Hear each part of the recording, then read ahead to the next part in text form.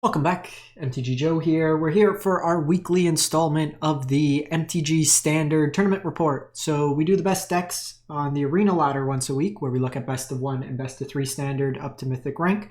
And then what we do is we compare it and kind of see what's happening on the tournament scene. So if there's usually big events for the week, or just kind of looking at what's happening in the MTGO Magic the Gathering online space in terms of tournaments. There's sometimes some difference in terms of what's popular in one versus the others. The economies could play effect. Some of the ladder system versus just smaller tournament system. Ladder usually rewards you for volume of games played. Where tournament you could kind of focus on slower decks. It doesn't really punish you in the same way. So we're going to look at a number of different decks today. We got a win rate matrix and all the kind of aggregated stuff from MTG decks here that have kind of pulled together the lists that have 5-0'd or done well in the MTGO challenges for Standard. We'll kind of take a look of this as we kind of go through to upcoming RCQs for Standard season that's coming up. If you are buying Standard cards and paper, you might want to look like Black Friday and stuff like that, because there's a number of cards that have started to spike. Things like Screaming Nemesis, at least here in Canada, are like 30-40 bucks each now when they were 11. There's a lot of things that are starting to go up in price just as people start accumulating cards for the various decks. So keep that in mind if you're planning on playing some paper Standard in the coming months. So we're going to start with the kind of win rate matrix, and then I'll highlight a number of decks for you. We'll timestamp them, put all the links in the video description so you're good to go. Make sure if you like this type of content, like, comment, help support the channel, and keeps me going to put out a video a day. So looking at kind of the last 15 days of data, it's covering pretty much all of what we've had from Foundations now, kind of feeding in. So popularity decks, Golgari Midrange or Golgari Demons is the most played deck. We also have like a classification of mid-range, which may be diluting some of these effects. So it's something interesting in that respect, where we saw it last week where some of how the decks get tagged. We had Boros Aggro and Boros Auras, but it was kind of conflating the Burn, Prowess, and Auras decks. So it was kind of diluting that. So keep that in mind with some of the percentages on decks like this. Like the Demons deck and a Golgari midrange deck could be fairly overlapping in terms of what consists of it. Dimir Midrange is the second most played deck and is one of the higher win rate decks at 56%. Gruul Aggro is a deck that's very popular, but this last little bit has had a negative win rate. I will say, having looked through some of the stats for like the last week, there's still a number of 5-0s and like high placements. I think it's one of those, like, it's either doing very well or very poorly. There's no like average 3-2s. It's like 1-4s or 5-0s kind of effect. Red Deck Wins continues to be the highest win rate deck. There's some sideboard changes that we'll cover. A lot of the decks are kind of tweaking how their sideboard configurations is, so it might be something you want to tune in for. Boros Auras 57, another high performing deck. Azorius Tempo, which is typically the Oculus decks. They've been doing poorly on Arena as well, so that might be something with the trend, just where the decks are moving. That if you're still running Oculus, you might want to reconfigure your stuff because it's just not doing that well recently. Looking at kind of the popular decks, it's got sub win rates against a lot of the popular decks. Mono white tokens has had really good recent like week or so. A lot of them are base white with a black splash or a white splash for planeswalkers, either the Jaces or this week it's like Liliana Kaya. And then we see like Golgari mid. The Dimir Overlords deck hasn't been doing that well. Dimir Demons is actually one we'll take a look at that's got some updates. On Arena, the stock Worlds list that Javier was playing with has been doing really poorly, but this updated version seems to be putting up some pretty reasonable stats, all things considered. As we kind of go down, like the volume of games is going to kind of go down, so like you'll see bigger swings in terms of percentages. Like we see mono green here with 56%, but it's very polarized matchups. They've won it or lost like every single one, and then we start seeing one match isn't enough to kind of really say. And then I'm going to kind of start off things with a deck that's been putting up a number of results lately. Not really captured in the matrix, but it's a newer deck, Azorius Glyphs. So this one went 5-0. There's a number of these kind of popping up. So it's a blue-white deck that's kind of an artifact sub-theme. We have Leyline Axe included in this deck. So this is basically another kind of Leyline effect. If it's in your starting hand, you put it into play, and then it pretty much becomes Embercleave.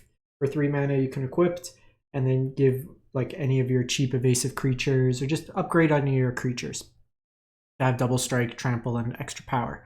You have Schooner, you have Zoetic Glyph. Zoetic Glyph can be equipped. You can also Zoetic Glyph your Leyline if needed. I believe you can still equip it to itself, if I'm not mistaken. That one's something I'd have to see. Sheltered by Ghosts' removal can help with those races, and then Mockingbird can copy your own creatures or your opponents. Novice Inspector, Regal Bunnicorn. Big issue with Bunnicorn was it got really big, but had no evasion. So you can now give it trample with the axe. Or you can copy it with Mockingbird and then have an evasive version. Spyglass Siren, Steel Seraph is another way for evasion and lifelink, and then some Wardens in here. This deck's actually not too pricey, all things considered. Like Get Lost is one of the more expensive thing. Ghost Vacuum, like Lauren in here. Got the new, or reprinted Ajani. So just a bunch of cheap removal on this side. You have Renegades for like bigger mana decks, sweeper decks. Tishana's Tidebinder for activated abilities. Rest in Peace for Graveyard Hate. Might actually look to see. This deck looks fun. And it's like really not that. Sheltered by Ghosts being like $5, one of the more expensive cards. Already have the Fountain Pour. Like these lines are always safe to buy. Like mana bases are always safe to buy. Dimir Midrange is another deck. So this one finished first in the Standard Challenge. This is the tempo, mid-rangey, whatever you want to call it. What we've been seeing the numbers kind of fluctuate with is between Flood Pit Drowners as well as Deep Cavern Bat. This one's doing a split. We've seen some with 4 ofs of the Bat, some with 4 ofs of the Drowner. Bat's worse into like heavy mono red and aggressive decks that have a bunch of cheap removal and can largely outpace the the Bat. This one's on 1 Shield Germain, and then you have your cheaper creatures that are evasive, Fairy Mastermind, Spyglass, all really good to cheat out Kaido that can kind of sneak into play. You have your cheap counters between Phantom Interference, 3 steps ahead, and then just your removal package. Annoyance, cut downs, go for the throats, all mixed in. This one is 2 Fountain Ports. Even Fountain Ports up to $10. Then we got like your cheap tempo elements, Tishana's Tidebinder, Anoint with Afflictions for some more removal. Blotout's good against the big demons, big stuff like that. Can also hit Planeswalkers, which is useful against like mono white and stuff like that. And big hit Bezas, so it kind of gets around some of that. More Shieldreds, Aklazot's good in the mirror or any deck that doesn't have a lot of exile removal. So bad against mono white, reasonable against like black-based removal decks. Withering Torment can hit enchantments as well. And then it's unfortunate because like these Dimir decks, like all these black-based decks look fun, and then you just see Shieldred's price. They're like 120 in Canada. Then we have Red Deck Wins. This one came second in that same challenge. So the main board is fairly stock. We have Swift Spears, Manifold Mouse, like your mouse package, your Nemesis, Hired Claw. This one is going full Burst Lightning and then full Lightning Strike. You'll sometimes see the Lightning Strike potentially become Shock, but pretty much that's the stock configuration. What's changed in the sideboard, they've dropped down a Forge, and then they are playing Sunspine Lynx. So another way to prevent life gain is if we look at some of these like mana bases, like Dimir, they're still playing 8 basics, but they have 17 non-basics, so you can potentially get a nice chunk of damage, out of them that we are just missing it all. Get a nice little amount of damage out of them that way. You have your Forges, Witchstalker for more removal, Twisted Fealty for like the Demons decks, basically bigger thing decks. Lithomantic Barrage, nice against Dimir, nice against Mono White, nice against the Oculus kind of decks. Then Torch Tower as cheap removal. One other thing you might see is with some of these decks, they'll lower some of the number of Torch Towers and play Scorching Dragonfire. The reason for that is there's not a lot of ways to casualty in this deck. So if you need to scale up and hit that 3 damage, that is a way to kind of approach it in that respect. We then go to Mono White tokens. So this one went 5-0 by Lane or Lane. And this one here is, like I was mentioning, with the Black Splash. Through Shadowy Backstreet, you can also produce black mana through Sunken Citadel or the tokens from Fountain Port, the treasure tokens. So you have Liliana, Dreadhorde General in here, as well as Invasion of Tolvada, which can be used as a reanimation effect, and then a token enabler once it gets flipped. But otherwise, it's just the Beza, Enduring Innocence package, as well as Caretaker's Talent. So lots of ways to kind of cycle and draw cards off it. Get Lost, Soul Partition, just a lot of cheap removal, lay down arms through all your planes. Archangel Elspeth kind of hiding out as another planeswalker.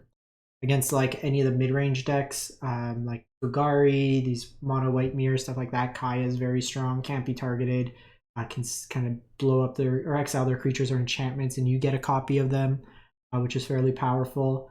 It is so if it wasn't an aura, create a token copy of it, except it's a 1/1 spirit with flying in addition to its other types. So then you can copy that token with your Caretaker's Talent as well for extra value. Graveyard Hate, cheap removal. Authority of the Consuls for any of the aggressive decks, Robbery for the mid-range decks, Cease Desist. So this does blow up your own enchantments as well, so it's not one-sided. So keep that in mind if you're bringing it in. Grand Abolisher as for the like heavy counterspell decks, the mirrors, stuff like that, and then Boonbringer Valkyrie for the aggressive decks. We then have Boros Auras 5/0 from Fun is Zero Sum. So this is the Prowessy Auras build. So you'll see Optimistic Scavenger in here. Not really the mouse package, only Heartfire Hero and Emberheart playing Slickshot in here. Monstrous Rage, we're seeing some Lorns Escape being mainboarded now in respect to all the black-based removal. Shard Mage Rescue as additional protection effects, so you have 6 protection effects. So think of this almost like in the Gruul versions, you have Snakeskin Veil, something like that. 1 case of the Crimson Pulse in the main board, really nice to just kind of keep the value going. Restless Biovac, Inspiring Vantage. This deck really needs Verge because you'll probably lose some games just to your mana base being inconsistent. Full set of Urbrass Forge for heavy removal decks. We've covered a lot of these. The Grind package with like Case in here. Against white-based decks, if they're bringing in like the Authority of the Consuls, you kind of lose some of the value of Forge, so it's something to consider. Cheap removal, Destroy Evil, flexible removal. Valor Stance is something that was reprinted that also can deal with big creatures and also provide protection. So kind of dual purpose, protection and removal as needed. Then we go to Dimir Demons, this one 5/0 by Junyun Z. So kind of the core of Doomsday Excruciator, Archfiend, Fairy Mastermind, but getting rid of the Caustic Bronco instead of playing some Preacher of the Schisms to help stabilize against the more aggressive decks. Ton of removal in this deck, cut downs, go for the throats, annoying Spellsteaders, Sheoldreds, full set of Duress. You have the kind of combo of casting Excruciator, milling him out with Jace, or with the Restless Reef, always kind of take advantage of that. In your sideboard, you have Withering Torment for enchantment hate, Dreams of Steel and Oil, really flexible to hit creatures, artifacts, so against like mono red you could hit Forge or their creatures, which is nice. Where Duress may have a lower number of hits at sometimes. Graveyard Hate, just various removal, cheap counters, Render Inert for Archfiend the Dross Mirrors, Liliana for the grindier matchups, Aklozots like we mentioned in the black-based non-exiled decks, Jelly, and then Malicious Eclipse as a sweeper. So like I was talking about with the Gruul decks, there's a number that were still putting up results. This one went top 4 in the last chance qualifier, went 5/0. They would have lost in the knockout stage. So you have the mouse package in this particular one, Manifold, Emberheart, Heartfire, full set of Questing Druids, Monastery Swiftspears, so no Slickshot show off, and then 2 Screaming Nemesis in the main, 2 in the side. So a lot of these Gruul decks are kind of becoming adaptations of the mono red decks because they're less, you can be more proactive without having dead cards in your hand against heavy removal. And it also plays better into the mirror with these Screaming Nemesis. The bonus of green is it gives you access to some protection effects in Snakeskin Veil and Keeper's Talent as another way to like repeatedly trigger Valiant, make your things bigger. This version's on some Obliterating Bolts main, Burst Lightning, 1 Torch. But the big thing for green is access to Paw Patch Formation. The demons can be very difficult to deal with out of like Golgari Demons, Dimir Demons, and then white enchantments can be a little problematic. This deals with all that by blowing things up, which is nice. You still have your Forges. Rem's Resolve is a grindier element, which is kind of interesting when you want to kind of shift out of stuff. Like in some matchups, you don't want to be all in on like targeted stuff like Monstrous Rage if they're just overloading on removal, so this kind of gives you another effect in that respect. Gruul is a little bit easier to splash because you have the Verges, as opposed to the other decks like Boros where you don't have Golgari Demons. So like I was mentioning, some of these decks might be overlapping between the mid-range and the Demons kind of peg, but this one went 5/0 by Virtue 3/3/3. Mosswoods, Glissas, 2 Archfiends, 2 Shieldreds. You'll sometimes see full set of Archfiends in here. So this one may be leaning a little bit more towards mid-range, if you would. But most of them will play that with Unholy Annex in here. We got Lily in here, a 3 of. Usually don't see main board Lily to this numbers, but Maelstrom Pulse really flexible. We see Dreams and Duress split as well. And then kind of looking at the mana base, we do see Soulstone Sanctuary. This is a card that a lot of the Unholy Annex decks are starting to adapt to. Being kind of a Mutavault adjacent card, you're able to have it become a demon that works with Unholy Annex as well.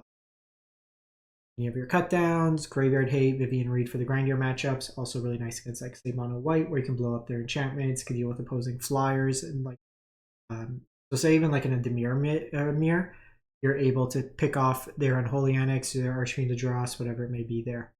More Hand Hate, Terra Sunder, Flexible Removal, Frillback, Artifact, Graveyard Hate, Enchantment Hate, Life Gain, Breach for kind of the mid-rangey like grind sessions. Like I would say even Domain, you can bring that in, steal their stuff. Miasmas for go wide, Harvester for go wide, Blot Out, sorry, as over the top big stuff. We have the Temur Prowess decks, 5-0 from Just Alice. So these are the Otter kind of decks. Thunder Trap Trainer, Valley Flood Caller, Enduring Vitality. Vitality makes all your tokens self-tap for mana. Valley Flood Caller untaps them. You chain together a whole bunch of non-creature spells, and then you kind of just build up a huge army, generate a whole bunch of mana. But this town ain't big enough, you can keep bouncing back your effects like, where are you, Storm Chaser's Talent, to get that value to recast. And then with level 2, you bring back this town ain't big enough. You just kind of keep generating mana, build up a big team, and bounce their whole board essentially as well. Your sideboard's just got some removal options. You got some cheap removal and Burst Lightning. We have Invasion of Tarkir. This is another way you can keep bouncing your removal options back to hand. It's a permanent that can be bounced back. I could also go face with this, which is kind of cool. So it's another kind of win condition.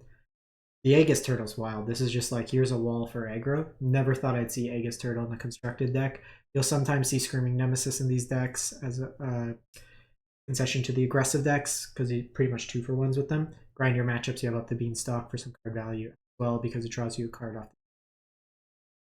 And lastly, a cool one.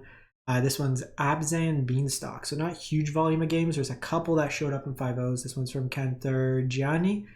5-0, so it's kind of a almost Abzan domain, Abzan Ramp. You have your overlords, green overlord, white overlord, and then Clifftop Lookout, that just 3 mana creature that helps you find some lands.